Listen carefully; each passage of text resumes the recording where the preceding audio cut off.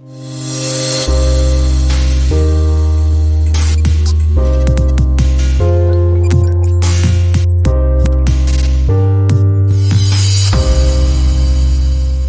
1 p.m. Monday. It must mean it is time for the Greater Wealth Edge Radio Australia. Over there, I'm going to be really nice to you straight off the bat. It's nice to see you, Travis. Lovely to see you, mate. Fine day. Wow. No insult, no shaved monkey, no weird shit. Can you tell the difference when we have air conditioning? He's in a happier mood. Oh, changes my mood massively. And also, we're not that shiny, glistening on the camera as well. I am, because I've been running around like a mad chook, but never mind. But to my left, we've got the brains of the operation here. And let's look at what's around. It's not a big task to be the brains, but never mind. Derek Whittaker, mate, great to have you here, mate. We are looking forward to... You've just thrown a couple of little things at us, and my wordy lordy, this is going to be an interesting one. Look, we've got a lot on the show today. What we're going to be looking at first up is we're going to be having a look at this whole debate that's going on in Australian superannuation. They want to change it, and we're going to look at why and what they want to do. Then we want to move into looking at some big revelations that are coming out that you're not hearing in mainstream media about this whole border problem in the United States and how this is affecting business, how this is affecting the economy of a nation. All right. And there's lessons to learn from this. And then the final thing I want to do is I want to look at a model that's actually working and what key lessons we can learn as a nation about what approach we should perhaps take and adopt in terms of how combating inflation is concerned. This is so important. The fact is, we need to have conversations. We need to look at other models. We can't just think, we can solve everything ourselves. Let's have a look at what's going on in the rest of the world. I like that. So should we dive in? Isn't that called the McGowan model? Just do what I say and do it now. Yes, exactly. It's got no evidence, no research, no investigations. Just we'll blame someone else and do what I say. Hey, listen, he's got those magic beads, which we call the health advice, and one day we'll see them. No, we won't, because they don't exist. He's already removed all the mandates off the government websites. Let's move on, okay? Jeez, we're here for finance. Tangents already. Jeez. Tangents already. Maybe a minute in. All right, there we go. Well, the federal Labor Party wants to do some changes to superannuation. And I think this is why a lot of people are very cynical of superannuation, because they're always fiddling with it. They're always changing the boundary lines. The problem when you change the boundary lines is it's hard to kick towards a certain goal. If you've ever tried to operate a business and someone says, we're going to kick it over here, the ball, this is what our business target's going to be, and then next week or 2 weeks later it's over here, this frustrates your employees because they're going, well, we've set everything up for this direction, now you're going here. Is this another case of what's happening as far as super is concerned? Could be. I mean, let's face it, Aussie rules football, you miss the goal, you don't get 6 points, you get 1. Maybe that's what they're trying to do with our money. It could be, because this is the situation. Of course, we know, and we discussed last week, how superannuation is, the whole idea is that it is your nest egg for retirement, okay? Yep. The problem was that people weren't saving. This is where it came about. So they said, right, let's force businesses to put 9% away as far as people's employment income is concerned for a rainy day. Investment world loved it because there's more money to play with now in the mix as far as economies are concerned. And with an aging population, it was very concerning because they were saying, look, this population's getting older. The workforce isn't replacing those who are hitting the retirements, the baby boomers. Sure. We've got to do something so that these baby boomers who love to live it up have got some money to actually retire on. Yeah. Now, COVID has happened and they're wanting to fiddle with it again because people have been accessing it early as far as, well, you can't go to work, we're locking you in. Sure. You want some money? Well, let's go in there. And they also were doing this as far as first home buyers grants were concerned. Now, Labor's going, hey, let's put the brakes on this and do it no more. In principle, I partly agree with that, okay, because the intention of super is for a rainy day. Yep. But what I don't like what they're doing is this socialist mindset where, hey, let's punish the rich. It is never a good idea to punish the rich because what they're saying, and I don't actually, and Aaron, you highlighted it beautifully last week when you said, if you have over $2 million in a super account, you're not actually really that rich because you're only, if you apportion it, you're saying, well, you can live on, what was it? What were the maths? Well, no, actually, we were talking about at the time, like we're talking about people who have got $500,000 away, right? That's right. And that literally means I'm going to live for 10 years. That's all that means. So, and that's not including, the movements of inflation and money obviously losing its value over that time. It'd be an unbelievable struggle. If you had $500,000 in your super, you're in trouble. That's the reality. So 2 million, whatever. The reality is that, you have to be realistic about what your lifestyle and your needs are going to be and how long you're going to live. The other thing to look at on that side as well, if you've got $500,000 in your super, that generally indicates that the super funds are playing with your money. They're putting it at risk. If I had, this is just me personally, if I had $500,000, I'd probably have 2 or 3 units at this stage by now, which would be totally owned outright. So when I retired, I'd have that rental income coming in to fund me. Yep. So I don't understand why, especially if it's for purchasing assets like property, why wouldn't you be allowed to draw your super out early to set yourself up now to be able to buy future assets and secure yourself because later? the government are used to treating us like we don't have our own brains. No, it's because they want your super to bail them out for things like a COVID emergency. They're just going to tax the shit out of that. Well, it's in everyone's interest. Let's look at the stats and the tax issues here, okay? Because that's the issue. You've hit the nail on the head. What the stats are saying from the ATO, that 2019 to 2020, 2/3 of Australians, or 11.3 million people, were holding less than $100,000 in superannuation. The balances were worth a combined $321 billion, okay? That's dominated by young people, so they're not retiring anytime soon, women and part-time workers, okay? At the other end of the scale, just under 80,000 Australians, just under 80,000, a small drop in the ocean as far as the population is concerned. It's 0.5% of the population, right, have super balances worth 2 million or more. Their accounts total 302 billion. Now that's who they want to target. Think about it, guys. They're the ones that are going to be less reliant on a pension and on the system from the government, okay? Now, the figures provided by the ATO to the Grattan Institute show the bulk of the country's 3.3 trillion in super are held in accounts worth between 200,000 and 1 million. Now, this is where we break it down. What they're saying in a study is that estimates for what people need the super balance to live a good retirement, and I put inverted commas good, that's what I've added. The Super Peak Body ASFA says that for a comfortable lifestyle, couples need about $68,000 a year and singles $48,000. Are you kidding me? With inflation at the moment as it is, are you kidding me? Oh, I don't know. Look, the price of dog food is going down. That is absolutely ridiculous. So, okay, that is pretty much what apprentices are on now. It's just nuts. And I mean, they're saying that the person's house should be paid out. In many situations, it won't be. Yeah, that's right. The idea of a higher tax rate is saying this is to say, well done, you saved that amount, but you shouldn't be earning tax concessions on that balance that are more generous than what you would have been paying in a personal income tax system if that money was saved there. So what they want to do is tax it. And saying that this is, they're going to put it in a hyper tax environment. What you're doing is discouraging people from putting money into super because you're mucking with it. It defeats the whole purpose. They're saying, yes, we want it for a rainy day. Okay, fine. But at the same time, we're going to punish you for doing so. It's just cutting itself off at the knees. It's socialism is what it is. My question here, like straight away, I'm going to ask you a question. Of the pensioners, what percentage of them actually own their house outright? Exactly. I don't have that stat. I wonder if we can find it, though. That's a great stat. But here's the other part of that, Travis, is that many of them then, as they age, can't stay in their own home and have to go into a facility and have care, right? Well, I know about this one because it just happened to my neighbour. What they do, they actually take security against the family home and they do what's called a reverse mortgage. So instead of lending against the person's ability to earn, they lend against their assets and they slowly wither away their assets. So let's say you need $1,000 a week to live because of your retirement village, care payments, medication and all that sort of stuff. So you got a $500,000 house. Oh, this week we'll take 1,000. This week we'll take 1,000, and they just constantly do it until the bank owns your house outright and you do not own it. So this is my solution. Don't rely on your super for retirement. Build up assets outside of that.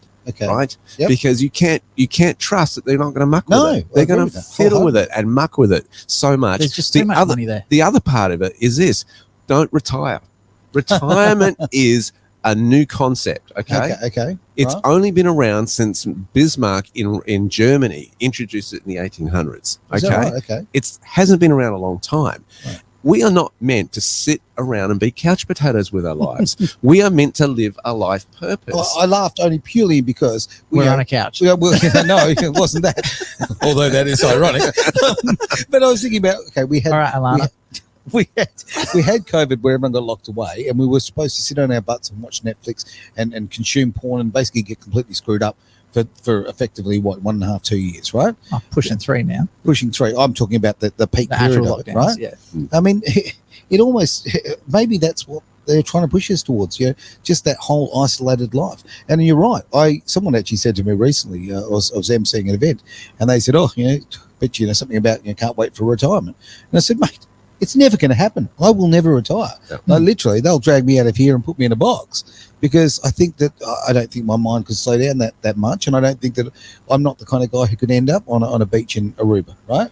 So now the problem is, if you don't use it, you lose it. So if you're not actively using your brain, you're not thinking about things, you dumb down with age. Like if you're not physically active, your body breaks down because your body is amazing at adapting to the situation that it's in. So if it doesn't need something, if it's not being used, the body will get rid of it because it's just a drag on other resources. So and especially with the poor drinking water, the crap that's in our air at the moment, not everything else that's going on in your daily lives. So if you don't use it, you will lose it. So I think that's a really, really important thing is your comment about retirement. Don't retire. I actually really, really like that.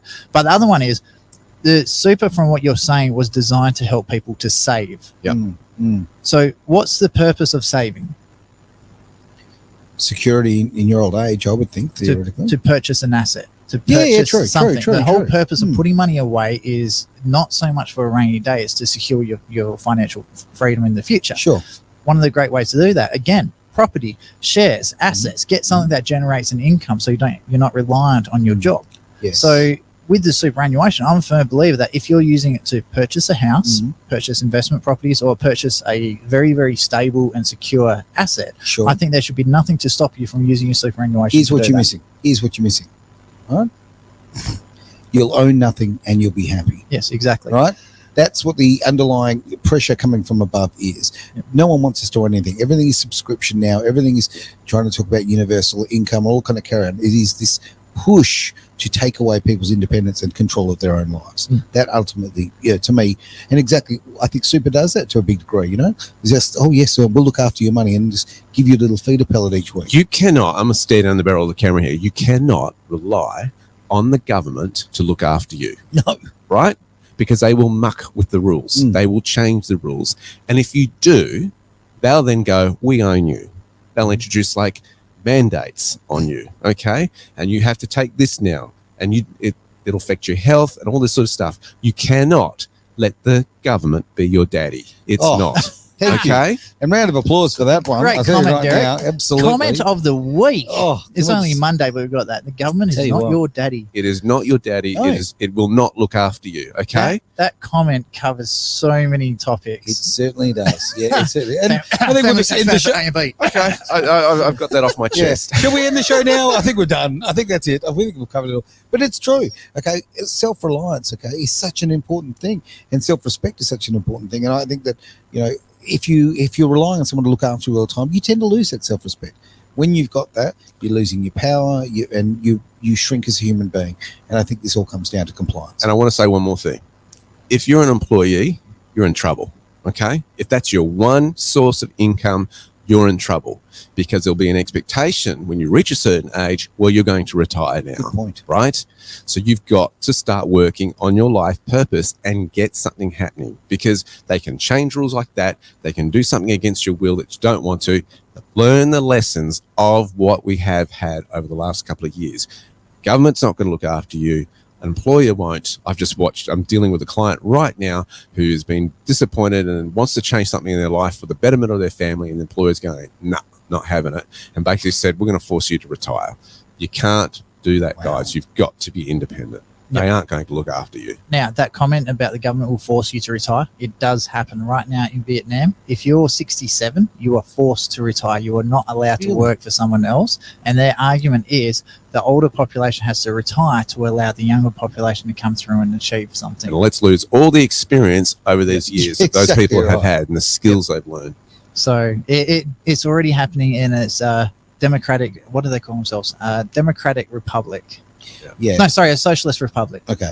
Communism. Yeah. Nice. Communism. Yeah. Stop punishing people for doing well. Wake up, you socialists. Yeah. I'm sorry. I'm getting political today. Mate, I'm glad you're passionate. I don't mind, because it's great seeing like finance people actually start talking conservative politics, because it gives me hope, because the Liberals aren't conservative anymore. Labor's not conservative. Nationals, I've no idea what they are. They're just flying around in the wilderness for a bit. I'm going to show you a model of a country that's working at the end of this show and what we can learn from it. Okay. There's some key takeaways from it of what they're doing right and what we're doing wrong. We talk about politics a lot and how they cross over, but that's kind of what we do, because let's face it, money and politics are, well, in bed with each other, mate. They are, as well as interest rates in the economy. So those three things are those are the three strings they pull. For sure. Now, before the break, we teased a little bit about what we're jumping into at the end of the show, but what are we jumping into now? The next story is a down story, and it's hard for me as a parent to actually tell this story, but stay around, because we've got some models afterwards that I really want to look at that give you a positive light and things that we could implement and think about as a nation. Go, hey, this is working. All right. It's come out, and the Gateway Pundit is a great publication. They really get underneath what's going on in the community. Oh, have you got a website for that one? Yep, Gateway Pundit. I think it's .com. Anyway, they've reported on a story that the Times have brought out too, and some disturbing stats have been coming out. Now, you remember how President Trump was absolutely criticized for, I'm going to build a wall and we're going to make Mexico pay for it and all this sort of stuff. And his border policy, his tough border policy, was a smart move, and I want to show you why. Because what's been happening under this Democrat administration, who've gone really soft on the border, and they wouldn't even go down and have a look at the border, right? They wouldn't have a look at the problem. It's like, oh, nothing to see here. We don't want to draw the media down there and show the attention. Right.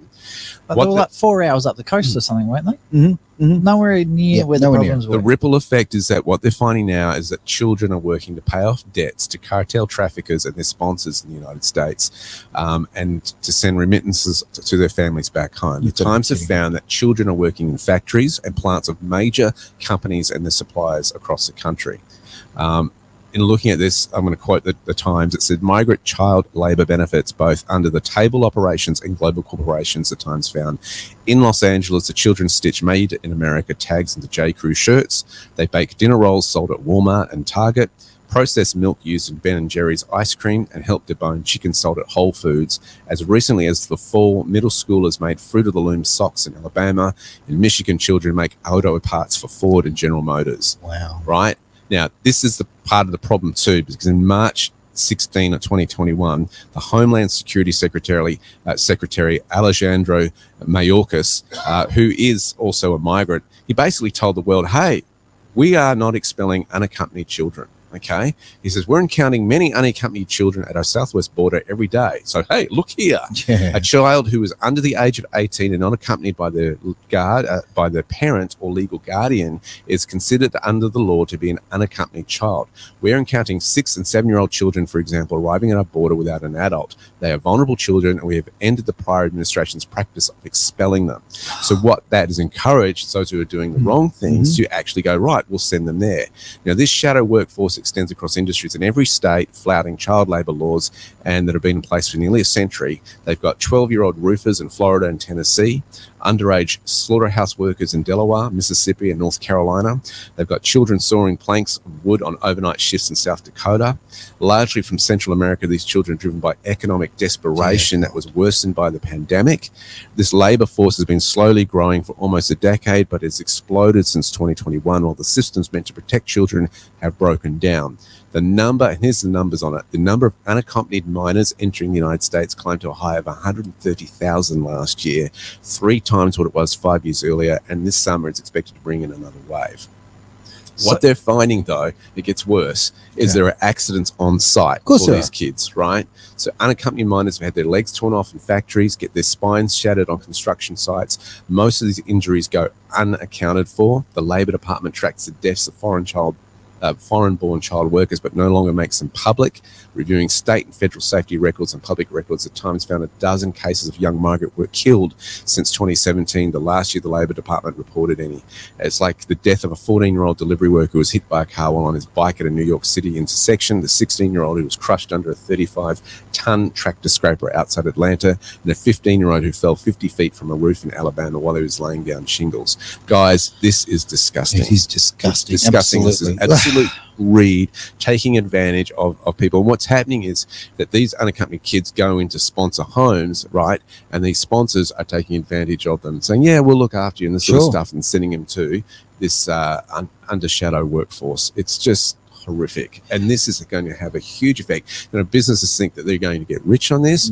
It's happening. You'll get poor because what you're doing is creating ghettos, right? Yeah. Ghettos cost money, guys. Yeah, right? True. If you put somebody, this is the thing about free enterprise in that, rather than competing with your competitors and putting someone out of business, don't do that. Work with your competitor, because the problem is you end up paying for it because your competitor ends up on welfare. Yeah, right? Very good. It's better to work with your competitor.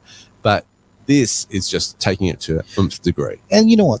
Ultimately, we've got all those out there who are virtue signaling about, protecting children, all that sort of carry. And it is just absolute bullshit. Okay, it is not based on fact. You're seeing, kids out there absolutely being used to the nth degree. Things that happened 200 odd years ago with the Industrial Revolution, when it first sort of took its straps, and that we all thought was terrible and we should stop that. And now we're effectively, through government policy in the US, there encouraging it and bringing it back on. And this is what pisses me off about the Democratic Party is, as I say, they will continue to virtue signal and fake it and all that kind of carry on, and not actually care about facts. I think we have to look deeper too. Who owns the shares of these big corporations who are involved in human trafficking?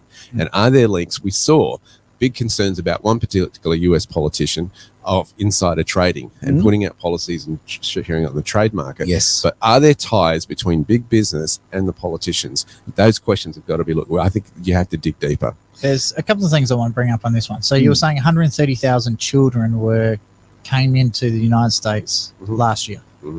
That's Rockingham. To put it into perspective, the city of Rockingham, every single person in the city of Rockingham were minors that crossed the border. That's to put it into equivalent. No, that's good. It shows us a realistic way. So this is entire cities, not towns or anything like this. This is an entire city migrating as minors, like children.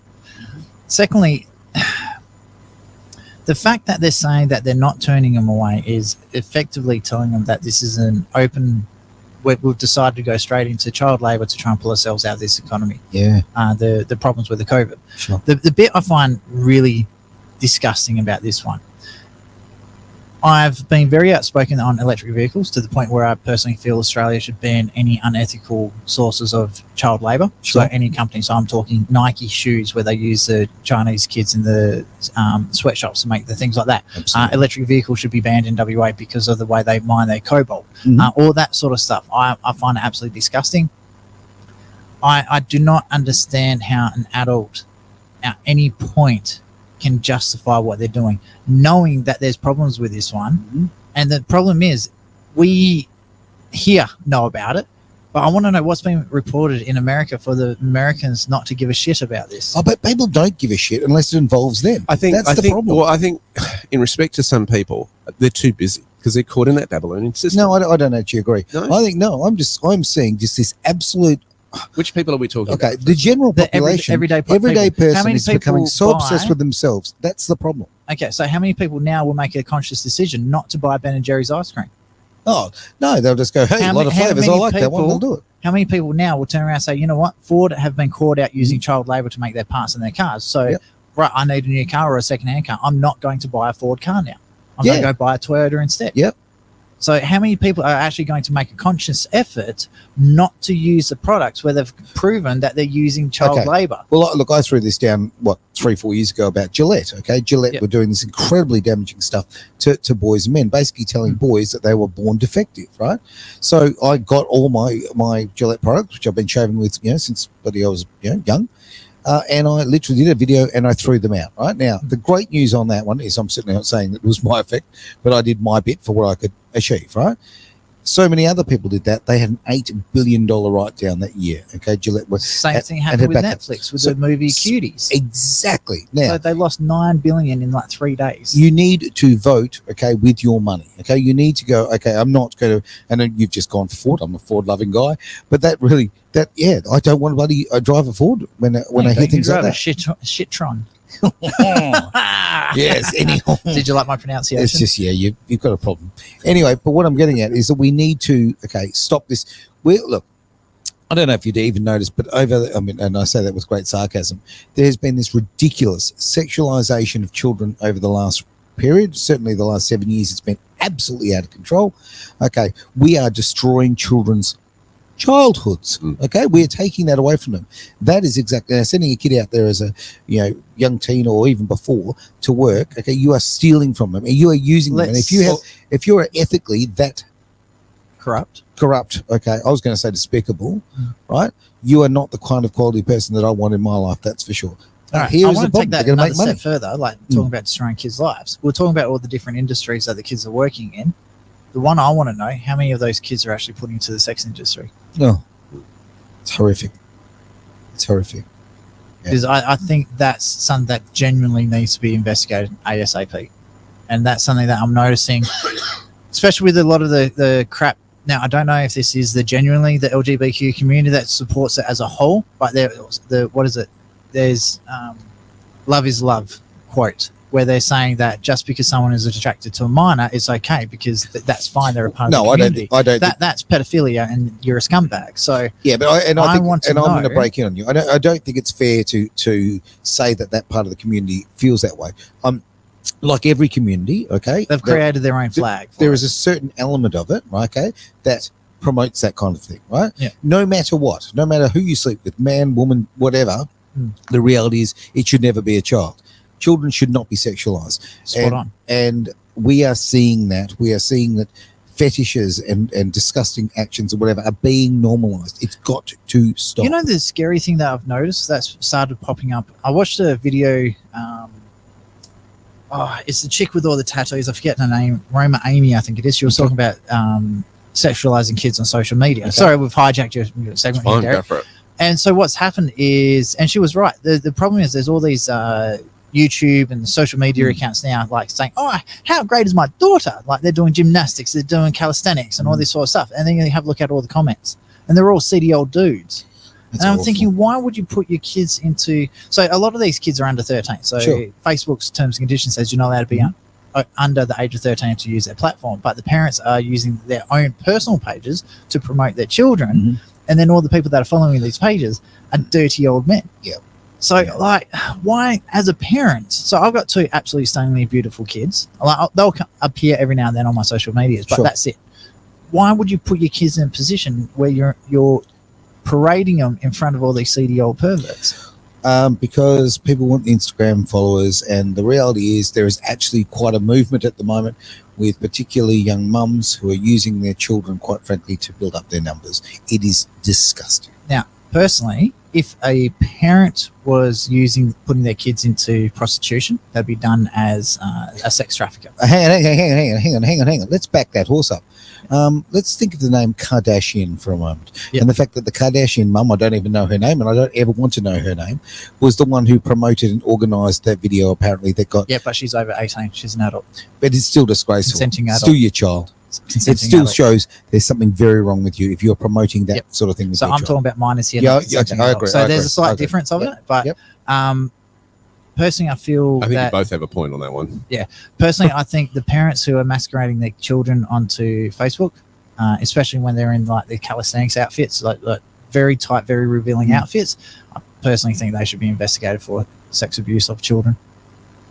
Like that's just not acceptable, not appropriate in any sense. Yeah, especially children under the age of 13. They're not even supposed to be on the platform in the first place. Slippery slope, isn't it? It really is. Like, it's a hard thing. Like, I mean, one of my daughters used to do gymnastics, right? And I was incredibly proud of her and all that sort of thing. But would you want random old dudes looking at your daughter? God no. And I think about it, and I think about myself, and I did put videos of my daughter online doing her calisthenics and all that sort of carry on, but they're all from a distance and they weren't seedy at all. It was like the athletic sort of side of things, looking the same sort of footage. The problem is the seedy old weirdos will see that and they'll still get them excited. Well, here's the problem. Then those same seedy weirdos are the ones watching the Olympic Games because it's the same bloody thing. So wrong. So, no, I take your point, and actually, funny enough, somebody else has brought this up to me recently. We've had this conversation, and it's gotten to the point where, I think it's, we've got to somehow find a way of protecting our kids. Social media is so bloody powerful. Children now see themselves as a brand; they don't see themselves as a child anymore, and too many people are exploiting that. It's disgusting. Just going through to the Olympics Games, I was watching another documentary about a couple of the athletes. So this one girl came out with, instead of wearing the normal leotards, which is like swimming bathers, she actually came out with full-length bodysuit. Right. She got disqualified because it wasn't the appropriate outfits, and then a whole heap of other people actually did the same thing, just in support of her stance. I don't want to show off my legs. Yep. Okay. So I think, why not? So I think we should be more supportive on that side of things, because it's just simple modesty. Look, this goes back to what you're talking about here. The reality is children are being used as labor.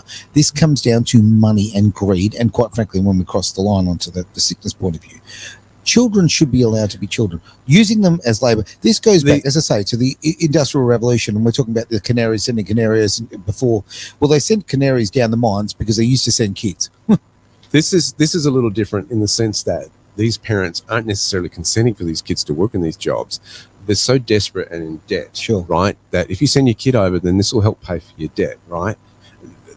It's when you're on survival mode, you'll do anything, you know, right? People are just trying to, and this is why I was saying what I was saying earlier, Aaron. When people in America, I think we live here in Australia in a little bit of a bubble. All right. Oh, definitely. The United States inflation is a lot worse than ours. The Social Security, you know, welfare is just looked down on completely over there. Okay, they don't have health. Going to the doctor, you only go to the doctor if you're dying. Oh yeah, in America, it's so expensive, because it's so expensive because of the health insurance stuff like this. So it's a totally different ball game over there, and I think we forget that in Australia. And I think we've got to look at this and going, these are people in mostly from Central America, sure, who are desperate. Parents are desperate, and they just taken advantage of, and being promised, you know, a 13-year-old saying that this person said, yeah, I'll look after you, I'll take you home and all that stuff. They lied to me. And yeah, that's the issue, is people who are taking advantage of children. And the worst bit is, I love watching documentaries. There was another one I was watching, is the people who are actually using child labor, they restrict their ability to communicate with the parents. And if they ever are actually talking to the parents, the person, their minder, is right there with them. Wow. So even if they are being molested, abused or whatever, they can't tell their parents. They don't have the freedom to move around. And just going back to what Derek said as well, DeGogo did a article on Cold Fusion TV ages ago about the different populations and how much each of the people earn. And Australia topped that list. I think it was the average income $63,000 per year. Okay. So when you have a look at per capita, Australia itself is by far, and it's not by, you know, America's at 53,000 or whatever. No, it was astronomically. Australia is way ahead of every other country per capita. Yeah, we are an extremely filthy rich country. And that's why I was saying before, it doesn't matter if you're a garbage truck driver, a petrol station attendant, it doesn't matter what industry you're in. If you're smart with your money, you can become a millionaire. Yeah. Where if you're in a place like America, if you're a gas station attendant, sure, there's no way that you will become a millionaire, because you're surviving literally off tips and generosity of other people to buy your food. What you get paid through the petrol station is enough to, I don't know, pay your rent, and that's about it. So there's, for the low end of the market, they've got to do something, and that's why education is so important. I could be wrong on this, but I think I'm right. I saw something recently, and they were saying about the percentage of the American population that actually makes over $200,000 a year. So they literally went out, they're asking people, you know, what percentage do you think over 200 grand, right? And most people go, 30%, you know, 20%, some people even more. But, you know, most people will say between 20 and 30%. According to the figures, it was actually 1% of the population making more than 200. So the perception of wealth is much higher. Again, it comes down to people living fake lifestyles, all that sort of carry on. But Hollywood. Exactly right. The other funny one, I've been watching a lot of Andrew Tate, and I can see all the feminists exploding right now. Yep. They were doing this thing. They were talking to all the Barbie dolls, right? Mm-hmm. What's your ideal man? They go, 6'2", you know, white, and they list all these things. And they go, okay, let's go have a look. And so they were looking at 70,000 a year or more, 5'10", so underneath their ideal man level, and not obese. Right. 0.5% of the US population. So like there's arguably about 20% of their population chasing these ideal men that just do not exist. No, I've seen some really interesting stuff about that lately. Actually, there's another podcaster out there that does some brilliant work. I've got to find her name. She's brilliant. Oh, is it? And she's got the red hair? Yeah, that's the one. Oh, I love her. Yeah, she's awesome. Fantastic. She rips into the feminists like this. She does a great job. Anyway, we've just hijacked Derek's We session. have. Can we go to a break, mate? Have we taken all of your time? No, not at all. No? No, Oh, I good, think this oh, is good. fantastic. Yeah. I mean, you should be wound up about issues like this when it comes to children. This is And wrong. The thing is, and I'm going to go into the gender stereotypes here. The women's supposed to be the really caring one, and the guys are supposed to be the ones that provide. Why are the women going ape shit that the kids are being abused in this way? Because men are supposed to be the protector. Yep. Spot on. Yep. And you live your life and you die by the sword and you die being the protector of your family and your children. Simple as that. Edge Radio Australia, the greater wealth. We're doing that as we do every Monday. Travis over there, Derek by my side as well, mate. The guy with the information and the guy with the bad habits. All right. So. I can't believe someone said I'm sexy on here. Oh, well. Travis, you're a legend. Did you write that, Yes, Travis? stop writing to yourself. Maybe. Actually, we've had some feedback about you, Travis, about the fact that you are the most immature human being on the face of the earth. Actually, I won't use the words they use, but that's my cleaned up version. Yeah. I'm really curious. And it was Roscoe, wasn't it? No, I'm not. No, I have the right to remain silent, but it wasn't. But I'm going to keep quiet on this one. Now, I think that's wise. let's do Probably that. my mum. So we've had some negative stories. There is hope, guys. Hope. And I We want love to hope. end on this, and because I think this is my point. And coming back, if you've been listening to us for the whole segment, the first part of which, going socialism is not the answer. What's been interesting is who has been doing very well in terms of inflation. All right. Now you've got to bear in mind that most financial planners say that they try to keep inflation, not the financial planners, but the Reserve Bank. reserve banks and the centralized banks is what I'm trying to find, around 2 to 3%. 2% is ideal, sometimes 3%. Well, guess how much inflation they've been having in Switzerland, of all places? How much? 3.5% in Oh, that's not 2022. That's a 29-year high for them. Oh, okay. Right. Now, you compare this to other nations of the world, this is huge. When the United States is at 9.1%, United Kingdom at 11.1%, Eurozone's at 10.6%. I think Australia's around 7% or so, it's between 7 to 8% from month to month.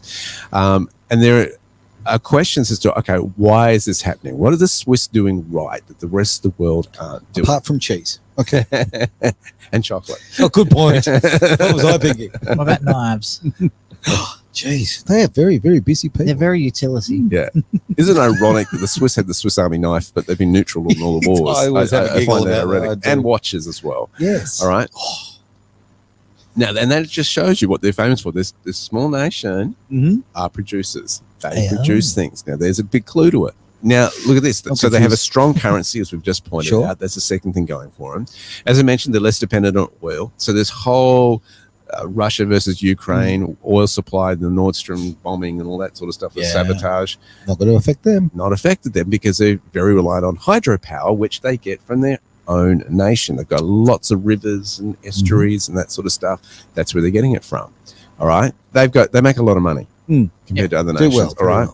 And they're high tariffs on outside imports. So they really, when it comes to particularly the cheese market and commercial production that they do, or agricultural production they do, they tax a lot of that quite considerably.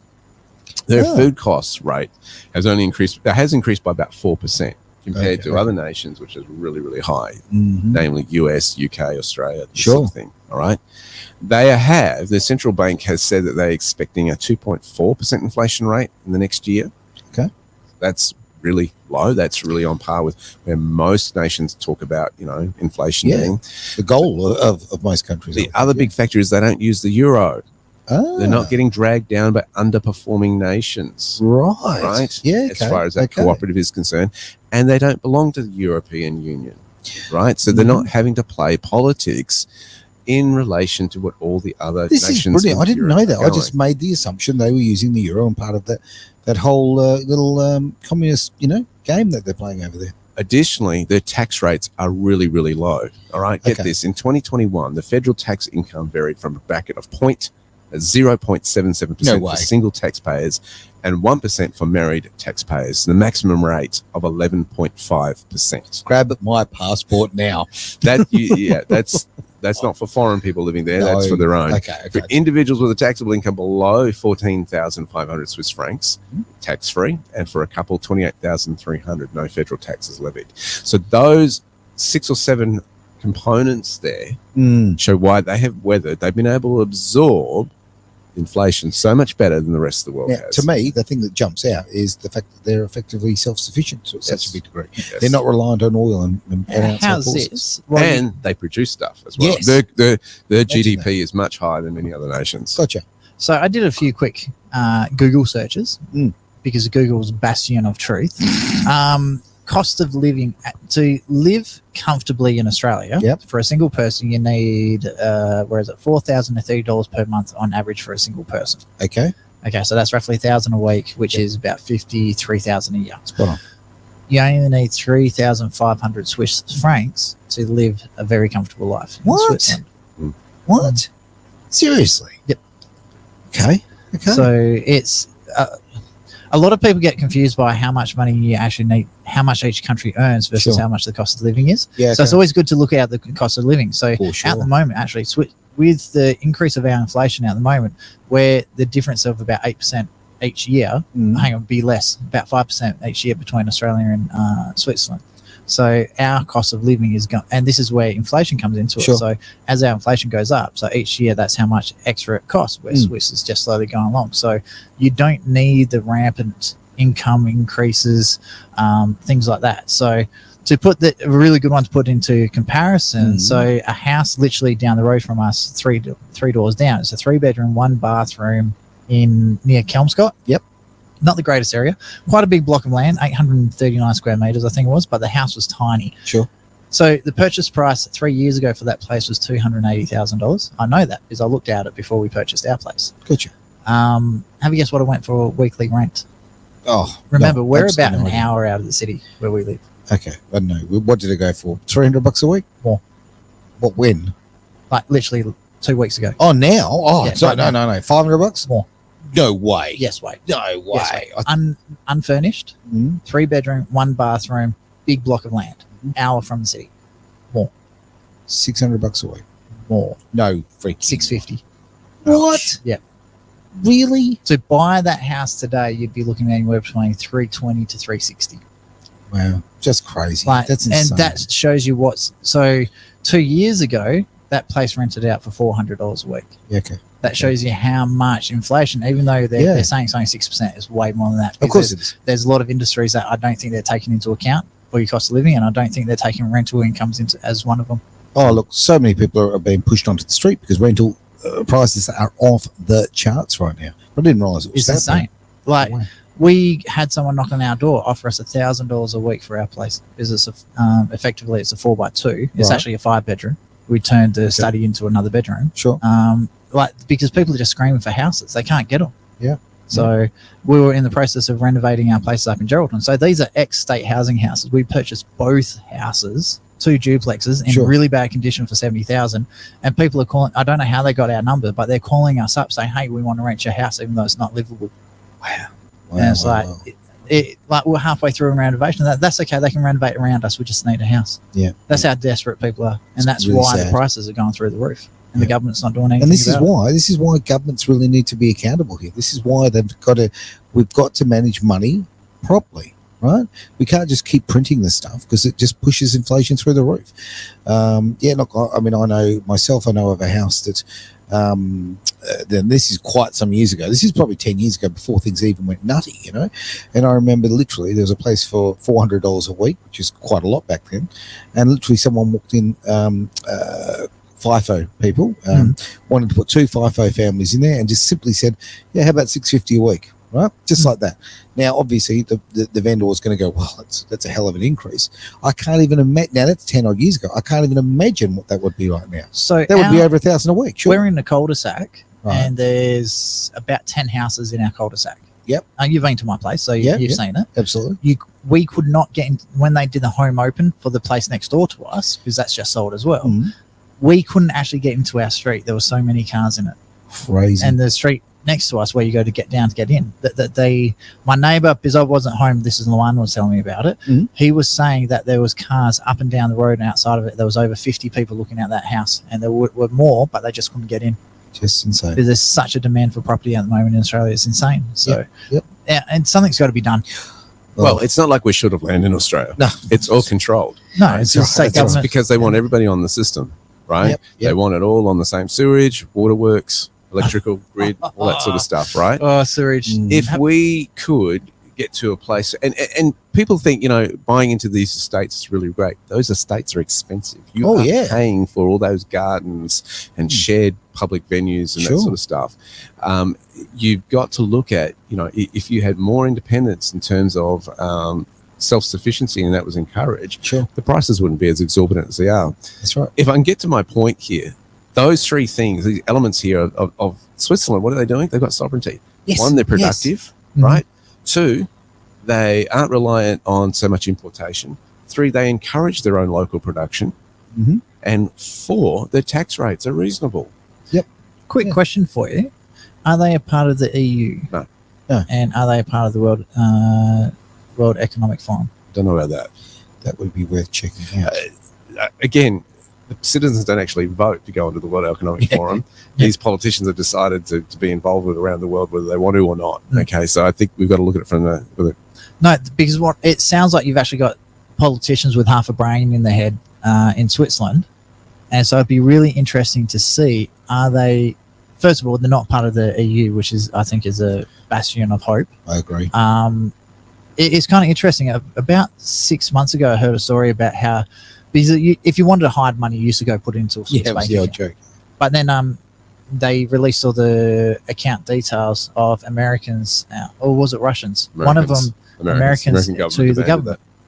So then a lot of people took their money out from Switzerland and sent it over to Singapore. So a couple of things I'd love to see, the comparison between Switzerland and Singapore. Singapore is sort of like the Southeast Asian of Switzerland. The Swiss are still very good in the banking sector, though. They're very strong in that as far as Europe is concerned and globally. And that's why they've positioned themselves in a very smart way that way. Because by doing that, they're also encouraging huge amounts of foreign investment into Switzerland. Of course they are. Where Australia is, I think one of the big problems Australia has at the moment is we're chasing that foreign investment and to the point where we're actually harming native investments from other Australians. It comes back to that sovereign idea of being self-sufficient. Right now we in this country are pushing so far away from that. We're not producing, we're not manufacturing anymore. Those sorts of things are just fundamental to the success. So, well, it comes down to the Lima Protocol.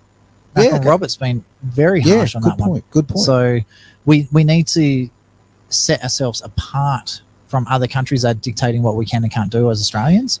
We need to start focusing on Australia first. It's like they're saying people in glass houses shouldn't throw rocks. So true. So you need to sort out your own backyard before you start helping other people. Now, taking things into account, earthquakes in Turkey, I think we should be sending most of our foreign aid at the moment to Turkey to try and help them get back up onto their feet.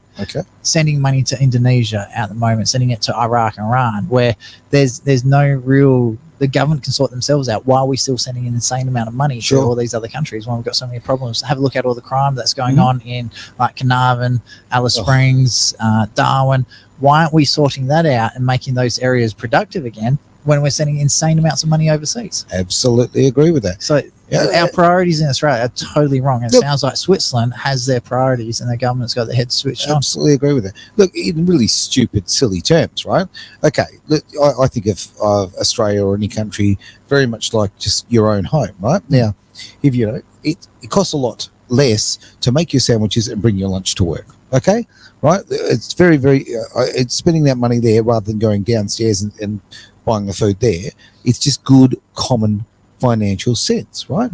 Why aren't we doing it at home? Why aren't we doing, and when I'm oversimplifying things obviously, but literally if we make our products here, we're able to look after our own and keep our costs down. That's a reality. And it frightens me that the transport industry and so forth, the containers coming over and that kind of thing, made it so attractive for such a long time for China. Now, I was many years ago involved in importation of stuff from China and all kind of carry on, container after container after container. And I'm actually convinced of something that people don't talk about. I'm actually convinced that it was just a very clever social marketing system, because when I was in the importing of furniture, importing this furniture, the prices were just so low that you couldn't make money. You simply couldn't make money. I'm actually of the belief that they were selling them for essentially just cost to buy into this market, to build themselves up into this market, so that then once they have established themselves and taken away all manufacturing and everything goes through China, then they've got that control. I'm absolutely convinced of it. That is a great topic for Uncle Kenny. Yes, all right. Because he gets right into that one. Bit of background, his dad used to own one of the 27 shoe manufacturing companies in Perth. Gotcha. So he's experienced that firsthand. China doesn't plan things 5 years in advance or 10 years. They plan it generations in advance. So your concept of, you know what, let's make a whole entire industry run out of loss just to get our foot in the market, because we don't lose money in the next 10 years, but we don't make more than enough money over the next 100 years. Okay. I think on that, you've got to consider that the demographics of China are really in trouble. Yeah. Because of the whole one-child policy that they had. Yep. They're getting to a point now where it's about to implode. Yeah. But when that was going on, you got to remember that was what, 1940s? What's that? When you were importing. You're so funny. I'll tell you something else. I'll throw something else. I'll just try and use an intelligent argument here with him in the room. Okay, it's like this. People don't realise this. Remember the old duty-free stores? I know they're still around, but back in the day when everyone would get I used so to guard those things out there when I was working out there for. Okay. Yes, I do know them well. Do you know this?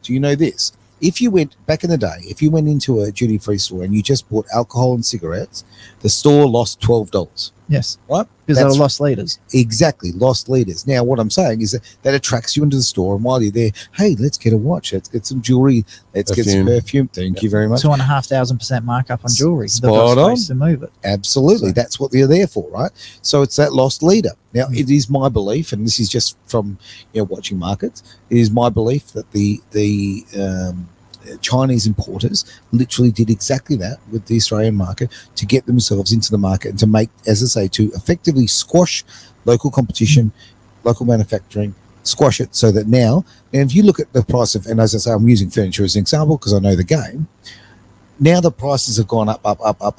And it's not because of exchange rates and that kind of thing. It's because now they are actually making a profit. I think that's they're making a killing. Yeah. And the ones that are cheap, you have it for 6 months and it falls apart anyway. That's spot on. Yeah. So it's just a way of getting into the market, and now they've got control of it. That's where we are. The good news is, though, there's a lot of Perth companies who do a lot of importing and exporting are actually decoupling themselves from China and going to other countries to import. So, it is happening. It is happening quite faster than what I thought it was going to happen. Yeah, agreed. But people are stepping away from China.